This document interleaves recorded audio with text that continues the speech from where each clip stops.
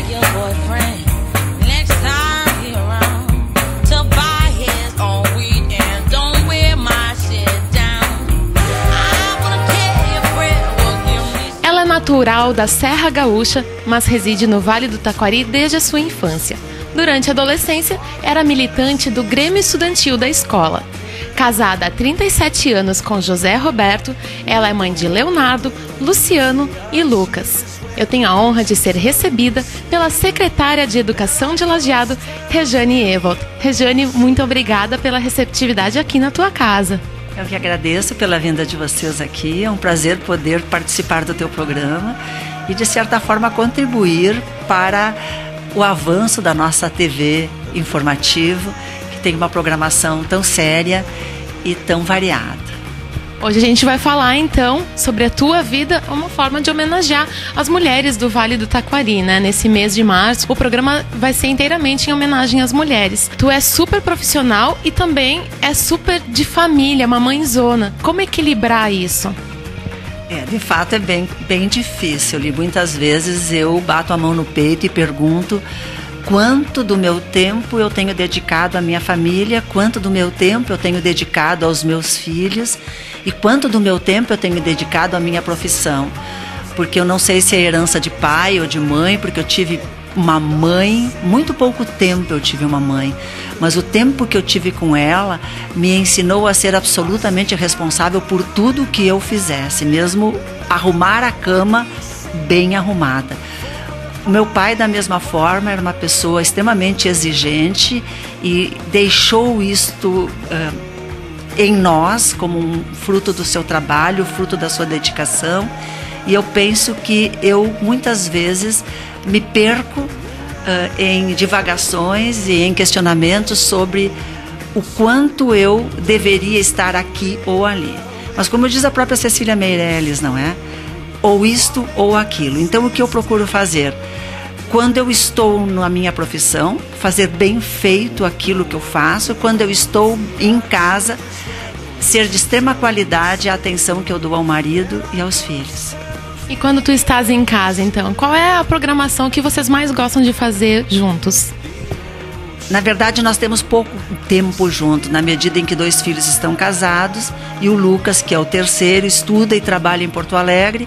Como ele faz plantão de 15 em 15 dias, ele está em casa também apenas de 15 em 15 dias. De forma que quando toda a família se reúne, normalmente é em domingos. Por muito tempo eu pude reuni-los aos sábados, na medida em que as minhas noras também gostam de ir à casa dos pais, para não haver qualquer tipo de perturbação na harmonia familiar. Eu tinha decidido que o sábado seria o dia da nossa família, dia então que eu iria para a cozinha, que é o que eu gosto muito de fazer, pratos especiais, e eles pudessem então se sentar numa mesa, em geral é nesta mesa, e comer alguma coisa feita com muito amor, com muita dedicação. Tem um netinho vindo a caminho, né? O primeiro neto da família. Primeiro neto ou neta, nós estamos na expectativa.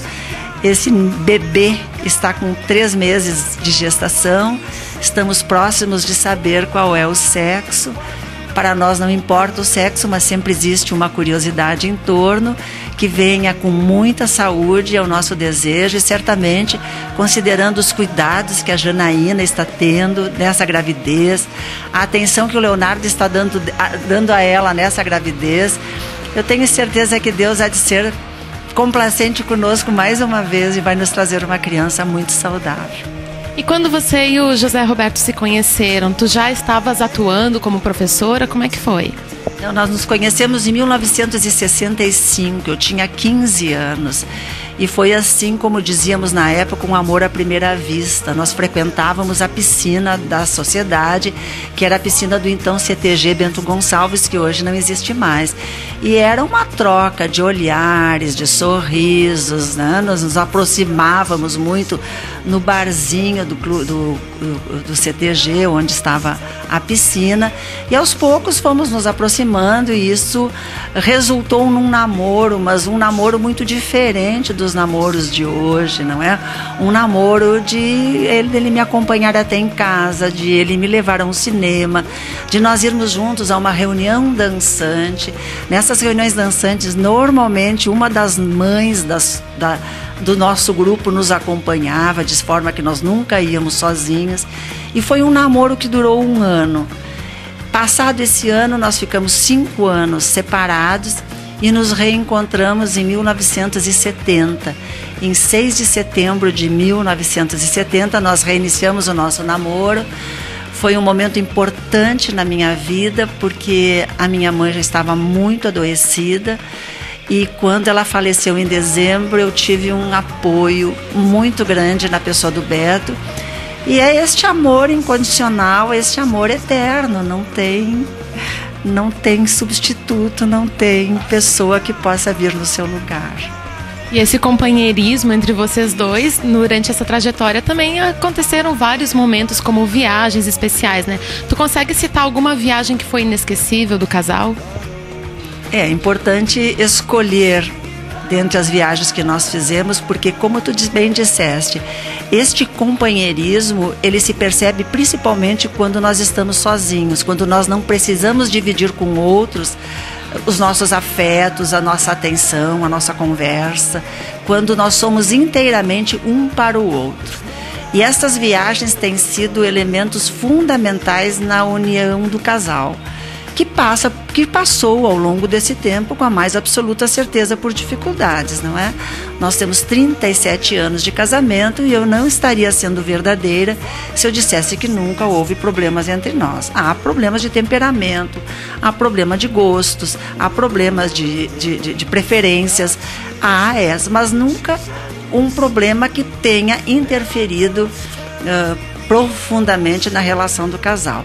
E essas viagens foram todas muito significativas. Muitas viagens dentro do Rio Grande, muitas viagens dentro do Brasil e muitas viagens já fora do nosso país. Para mim, qualquer lugar é interessante. Eu não tenho preferências. Se fala em viagem, eu estou sentada no carro. O que importa é a companhia, então. Exatamente. Mas temos passeios lindos, passeios significativos. E não saberia dizer qual. Talvez o primeiro fora do país, que foi para os Estados Unidos, principalmente Nova York, Washington, Filadélfia. Foram alguns lugares onde nós tivemos que batalhar com uma língua que nós não dominávamos na época, batalhar contra o tempo, porque são todas cidades muito grandes para 10 dias de turismo. E onde nós pudemos administrar muito bem o tempo com o lema: comer e dormir é perder tempo. Nós tínhamos uns companheiros muito bons de viagem, Marisa Ribas e o Jorge Fernando Ribas, do Laboratório Ribas, e fomos grandes companheiros dessa viagem e em outras também.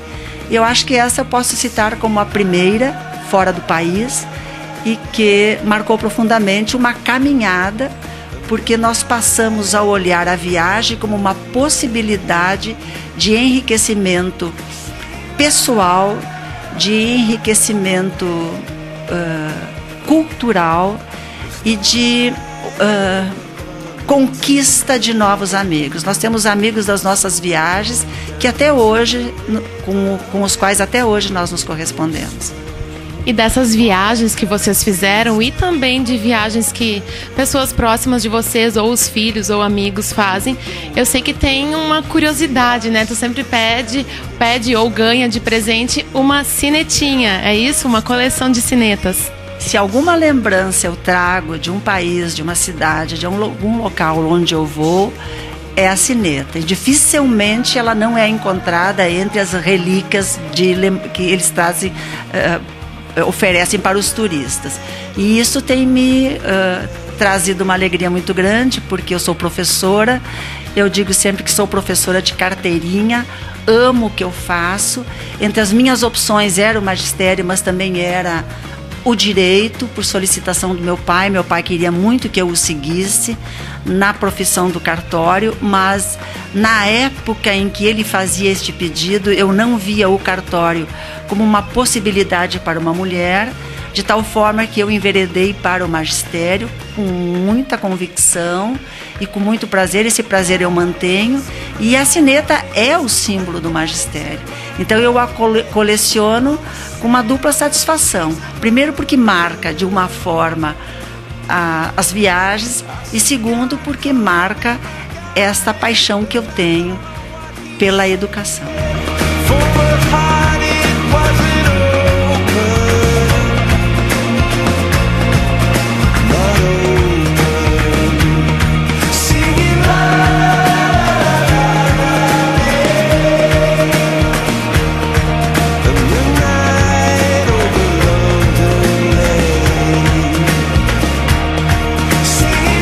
Agora vamos ver então algumas das tuas sinetas da coleção. Essa aqui eu achei muito linda, veio de São Francisco. São Francisco que me deu essa sineta, me trouxe essa sineta, foi o Leonardo e a Janaína, foram os dois que me trouxeram essa sineta. As sinetas que eu tenho, nem todas são de viagens minhas, nossas, muitas são presente. Por exemplo, essa sineta aqui é de Roma, eu recebi da sogra do Leonardo, a Ilse, e é benta pelo Papa. Muitas outras são de viagens nossas, por exemplo, Bélgica, Atlanta, Istambul, foi a nossa viagem ano passado para a Turquia. Istambul, Turquia, Grécia. Com o olho, né, também aqui da Grécia. Muito linda. Que, na verdade, o olho grego, os turcos muitas vezes chamam para si este olho turco, e os gregos chamam de olho grego. Então há uma disputa entre eles. Holanda. Essa aqui da Holanda eu achei muito linda mesmo, com o símbolo típico. Califórnia hoje, e como museu, não serve mais como presídio, e neste presídio se desenvolveu toda a história, uma história verdadeira da obra Papillon, a obra escrita, há uma literatura sobre esta vida desse presidiário, e há um filme, mas eu posso garantir que a obra escrita, que a obra literária é muitíssimo mais interessante do que o filme. São 500 páginas e se chama Papillon, o autor é Henri Charrier. E ela tem uma história interessante porque meu marido e eu lemos esta história concomitante. Essa paixão, então, pela literatura é do casal. Vocês dois têm esse amor. Sabe o que eu acho interessante? Eu sempre ouvia dizer, na época que eu era estudante de magistério,